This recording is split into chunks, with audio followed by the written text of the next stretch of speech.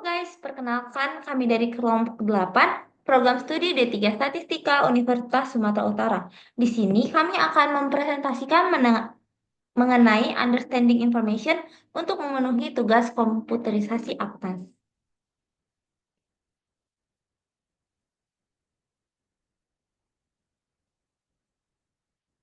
Baik, di sini saya akan mempresentasikan mengenai sistem informasi bisnis.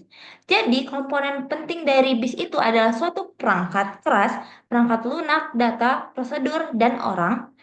Setiap komponen ini memainkan peran penting dalam memastikan bahwa sistem itu berfungsi secara efektif dan memenuhi kebutuhan organisasi. Jadi, sistem informasi bisnis menekankan pentingnya informasi berkualitas tinggi.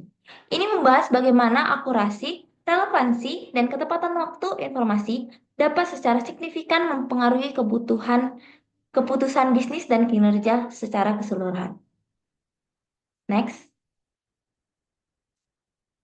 Jadi, sumber informasi itu dapat dikumpulkan melalui komunikasi formal dan informal. Komunikasi formal itu dapat mencakup laporan dan laporan akuntansi, sedangkan komunikasi informal itu dapat mencakup percakapan dan catatan. Next. Jadi di sini kita akan melihat perbedaan dari komunikasi formal dan komunikasi informal. Komunikasi formal adalah informasi yang ditransmisikan melalui komunikasi formal yang cenderung disajikan secara konsisten.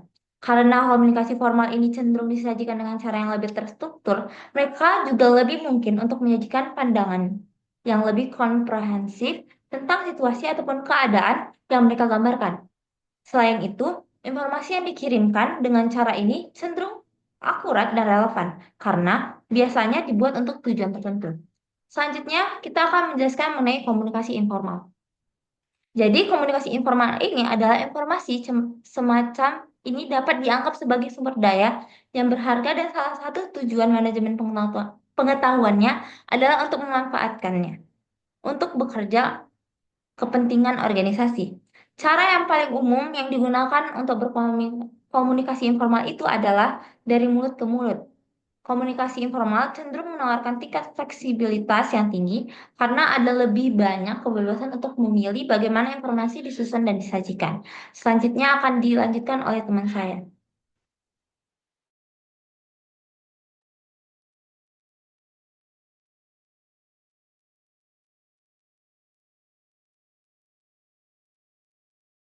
Baik, terima kasih.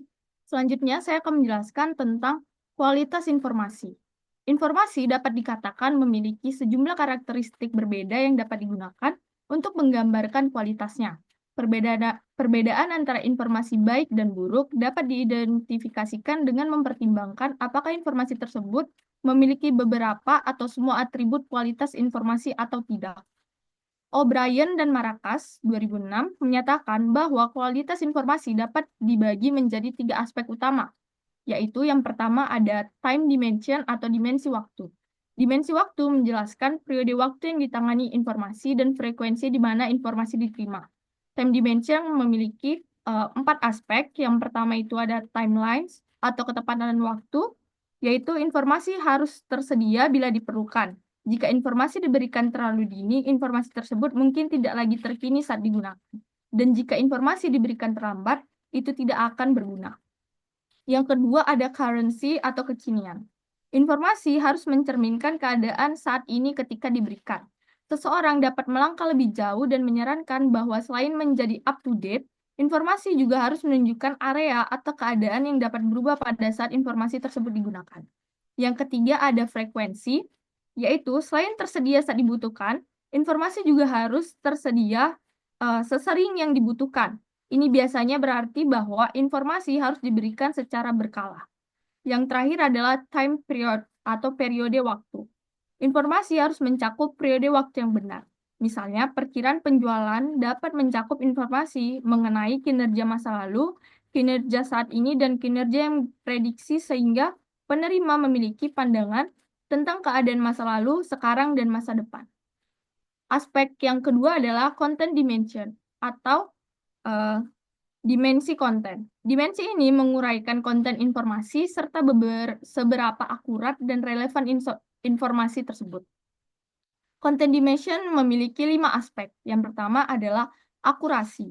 Akurasi adalah informasi yang mengandung kesalahan hanya memiliki nilai terbatas bagi organisasi. Yang kedua adalah relevansi.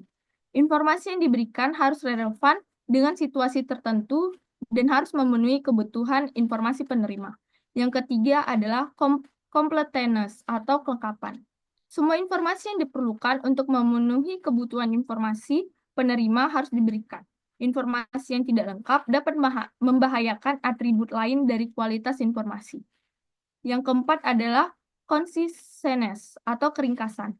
Informasi harus diberikan dalam bentuk yang paling ringkas. Sebagai contoh, angka penjualan biasanya disediakan dalam bentuk grafik ataupun tabel. Dan yang terakhir adalah scope atau cakupan. Ruang lingkup informasi yang diberikan harus sesuai dengan kebutuhan informasi penerima. Dan aspek yang terakhir itu adalah form dimension, yaitu dimensi bentuk menjelaskan bagaimana informasi disajikan kepada penerima. Form dimension memiliki 5 aspek. Yang pertama adalah clarity atau kejelasan. Informasi harus disajikan dalam bentuk yang sesuai dengan penerima yang dituju. Yang kedua adalah detail. Informasi harus berisi tingkat detail yang benar untuk memenuhi kebutuhan informasi penerima. Yang ketiga adalah order. Informasi harus diberikan dalam urutan yang benar, seperti laporan manajemen biasanya berisi ringkasan singkat di awal. Hal ini memungkinkan manajer untuk menemukan dan memahami aspek terpenting dari laporan tersebut. Yang keempat adalah presentation. Informasi harus disajikan dalam bentuk yang sesuai dengan penerima yang dituju. Dan yang terakhir adalah media. Informasi harus disajikan menggunakan media yang benar. Informasi formal misalnya sering disajikan dalam bentuk laporan cetak, sedangkan presentasi mungkin menggunakan proyektor video. Selanjutnya adalah pengetahuan dan kebijaksanaan.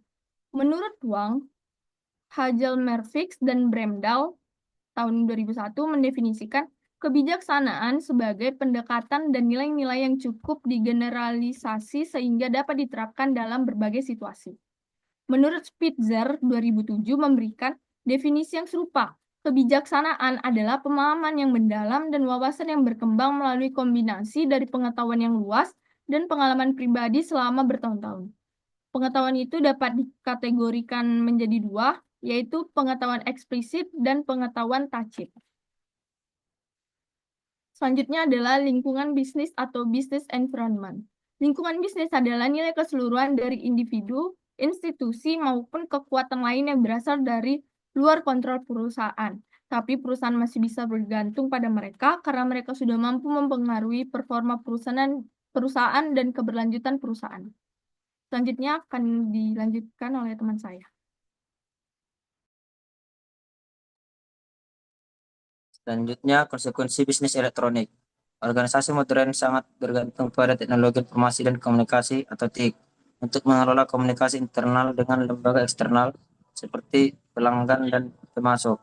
Tergantungan ini terutama internet telah memunculkan konsep e-bisnis. Secara umum, e-bisnis berkaitan dengan membuat kegiatan bisnis sehari-hari menjadi lebih efisien dengan meningkatkan pertukaran informasi di dalam organisasi dan antar organisasi dan mitranya. Manajerial pengambilan keputusan. Keputusan manajerial adalah bagian penting dalam mengelola organisasi manapun. Hal ini memungkinkan manajer untuk menetapkan tujuan dan mencari tahu tindakan apa yang diperlukan untuk mencapai tujuan tersebut dan memberitahu apakah tindakan tersebut berfungsi sebagai mestinya. Berikutnya perilaku keputusan.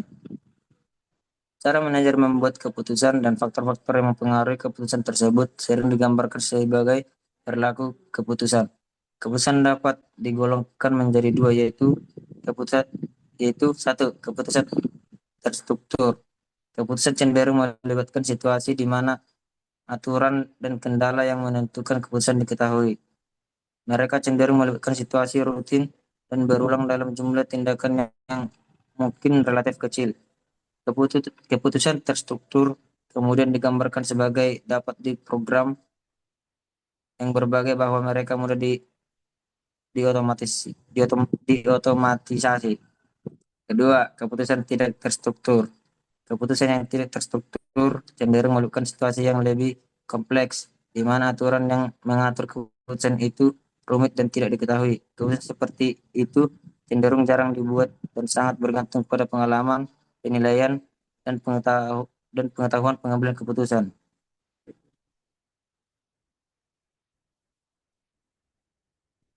Berikutnya,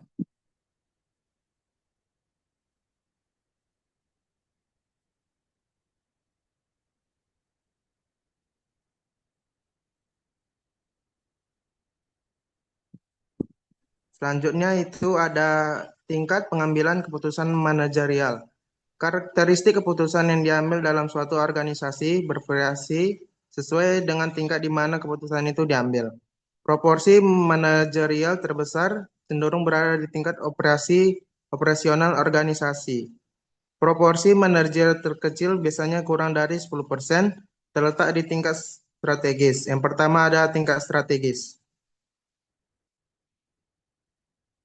Pada tingkat strategis, manajer sebagian besar peduli dengan perencanaan organisasi jangka panjang. Keputusan cenderung tidak terstruktur dan jarang dibuat.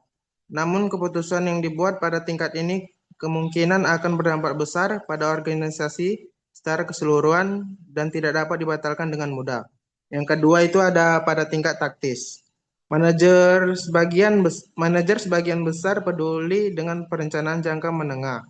Manajer memantau kinerja organisasi, mengontrol anggaran, mengalokasikan sumber daya, dan menetapkan kebijakan.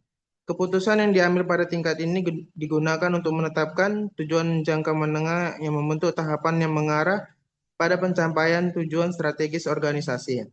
Contoh keputusan yang diambil di tingkat taktis mungkin menetapkan anggaran departemen. Yang ketiga itu ada pada tingkat operasional. Manajer berurusan dengan perencanaan jangka pendek dan kontrol sehari-hari atas kegiatan organisasi. Keputusan yang diambil pada tingkat ini mengarahkan upaya organisasi untuk memenuhi tujuan jangka menengah, mematuhi anggaran, kebijakan, dan prosedur yang ditetapkan pada tingkat taktis. Keputusan operasional cenderung sangat terstruktur dan memiliki sedikit dampak pada organisasi secara keseluruhan.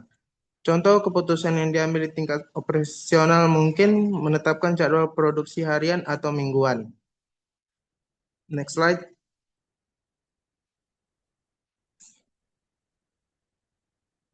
Yang selanjutnya itu ada di manajemen pengetahuan. Menurut Bergeon 2003, manajemen pengetahuan adalah strategi pengoptimalan bisnis yang sistematis. Memilih, menyaring, menyimpan, mengatur, mengemas, dan mengkomunikasikan informasi penting untuk bisnis perusahaan dengan cara meningkatkan kinerja karyawan dan daya saing perusahaan.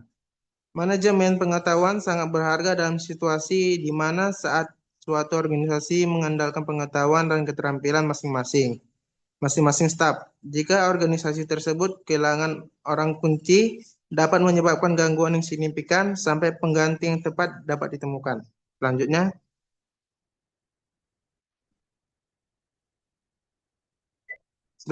ada di manfaat manajemen pengetahuan menurut Evinsion 2007. Yang pertama itu ada mendorong inovasi dengan mendorong aliran ide yang bebas.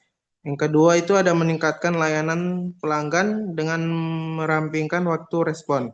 Yang ketiga itu ada meningkatkan pendapatan dengan membawa produk dan layanan ke pasar lebih cepat.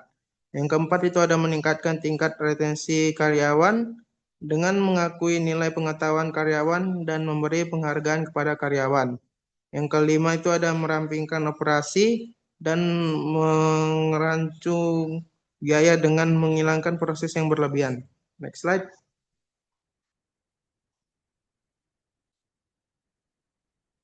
Selanjutnya itu ada kecerdasan kompetitif. Intelijen kompetitif dapat digambarkan sebagai proses sistematis pengambilan dan analisis informasi, di mana informasi yang terfragmentasi atau mentah tentang pasar, pesaing, dan teknologi dapat diubah menjadi pemahaman yang jelas tentang lingkungan perusahaan bagi pengambilan keputusan. TL melibatkan pengumpulan data dari sejumlah sumber yang berbeda dan mengubahnya menjadi informasi yang berguna tentang pesaing organisasi. Informasi yang dikumpulkan digunakan untuk mendukung pengambilan keputusan dalam organisasi, memungkinkan merespon persaingan secara lebih efektif. Next slide. Terima kasih.